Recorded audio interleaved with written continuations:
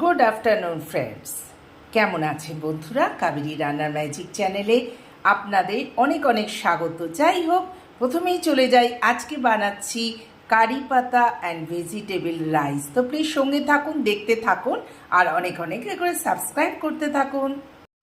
এর জন্য আমি কেটে নিয়েছি টুকরো করে ব্রোকলি, গাজর আর দিয়েছি কড়াইশুঁটি। আর অবশ্যই এই কারি পাতা, এটা ছাড়া কিন্তু রান্নাটা আজকে হবেই না।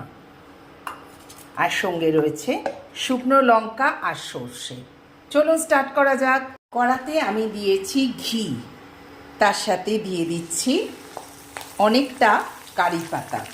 এবার অ্যাড করছি আমি সর্ষে, পরিমাণ মতো একটু সর্ষে। এবার অ্যাড করব আমি দুটো শুকনো লঙ্কা। অল্প আঁচে আমি নাড়াচাড়া করে নেব।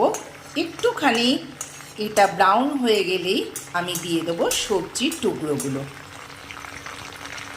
এবার আমি একে একে কেটে রাখা সবজিগুলোকে অ্যাড করে দিচ্ছি। এবার একসাথে সুন্দর করে কিছুক্ষণ নাড়াচাড়া করব সবজিগুলোকে। আপনারা ব্রোকলি না দিয়ে অন্য সবজিও দিতে পারেন, কিন্তু আজকে আমি এই সবজিটা দিয়ে বানাচ্ছি কারি পাতা অ্যান্ড ভেজিটেবল রাইস। এরপর আমি অ্যাড করব 1 চামচ নুন। আবার হালকা আঁচে এটা নাড়াচাড়া করে নেব।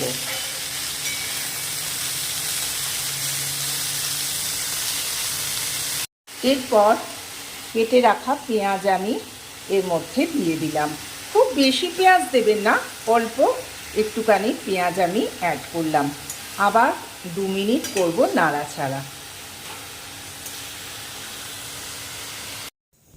নাড়াচাড়া করার পর দেখো সবজিগুলো হয়ে গেছে ভাজা ভাজা। এবার আমি দিয়ে দেবো অল্প একটু গোলমরিচের গুঁড়ো। এরপর অ্যাড করব অল্প একটু দারচিনির গুঁড়ো, যাতে স্মেলটা খুব সুন্দর হয়। কারণ ব্রোকলি তোমরা জানো স্মেলটা একদমই ভালো হয় না, কিরম বুনো বুনো একটা স্মেল আসে। তার জন্যই দিয়ে দিলাম একটু প্রথমে দারচিনি গুঁড়ো।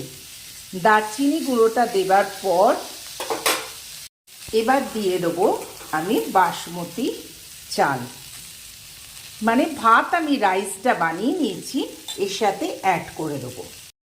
অ্যাড করে দিলাম বাসমতি চালের ভাতটা।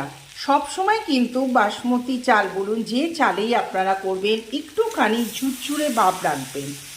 পোলাও সবেতেই চালটা অল্প একটুখানি কম সেদ্ধ করবেন, কারণ নাড়াচাড়া করতে করতে বাদবাকিটা একদম সেদ্ধ হয়ে যায়। দেখতে মনে হচ্ছে ফ্রায়েড রাইসের মতো, কিন্তু খেতে সম্পূর্ণ আলাদা, কারণ এতে কারি পাতার স্বাদটা যে পাবেন,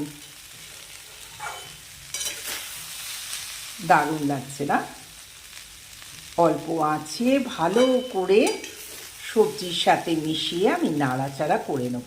এতে কিন্তু চিনি ব্যবহার করবেন না। চটজলদি রেডি হয়ে গেল আমার কারি পাতা অ্যান্ড ভেজিটেবল রাইস। এইবার লাস্টে আমি বেশ দরাজ হাতে ঘি দিয়ে দেবো। দিয়ে আমি গ্যাসটাকে অফ করে চাপা দিয়ে রাখবো। কেমন লাগলো বন্ধুরা জানাবেন। আমার এই চটজলদি রাইস যা পুষ্টিকর, আপনাদের বলেইছি আমি খুব সহজ পদ্ধতিতে আপনাদের সাথে সব রান্না শেয়ার করব।